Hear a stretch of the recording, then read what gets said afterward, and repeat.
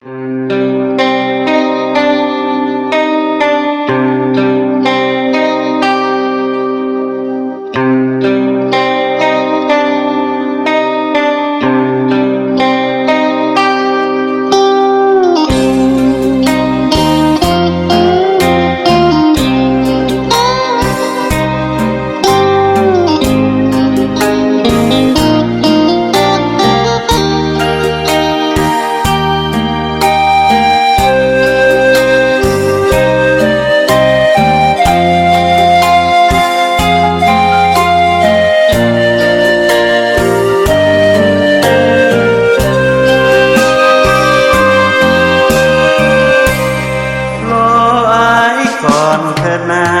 ก้วตา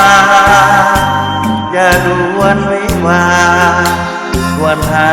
สายอื่นแนบพันให้ยังหายังเธอทูลแก้วตาโบจาง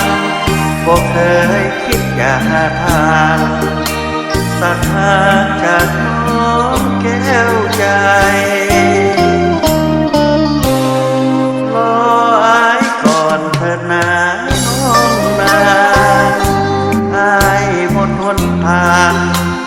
จะหาค่าดองน้องได้ยิ่งทางเพื่อหาทางสร้างฐานะใหม่เพื่อทางหาเขาสดใสหายกำต้องจากน้องไปน้องอย่าได้คิดว่าหายหาทางนี้นะสิหอมลายังปรารถนาแก้วใจแต่นี้อายจนสิ้นต้องทนที่นวลน้องไปหากคืนเข้ากันต่อไปหากเขาจะต้อง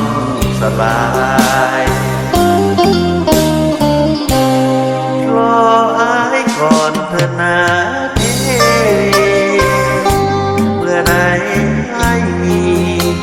จะหวนขึ้นมาหาใหม่สร้างเรือนหอเราวิวาสุขสมดังใจเขาคงสดชื่นแก้มใสหักกันทั่วนี้ลันดอ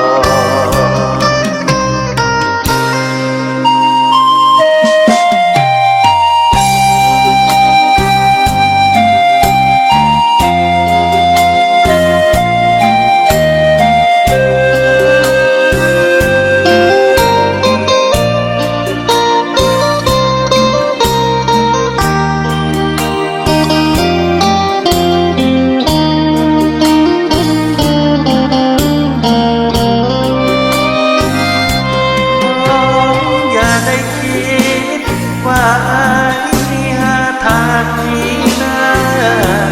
สิหอมกุหลาบยังปรารถนาแก้วใจแต่นี้อายจนจึงต้องทนนี้นวลน้องไปหากเดินเข้ากันต่อไปถ้าเขาจะต้องสลายก่อนเธอนาเทวีเมื่อไรให้มีจะหวนขึ้นมาหาใหม่สร้างเรือนหอรอวิวาสุขสมดังใจเขาคงสดชื่นแจ่มใสหากันทั่วนี้ลัน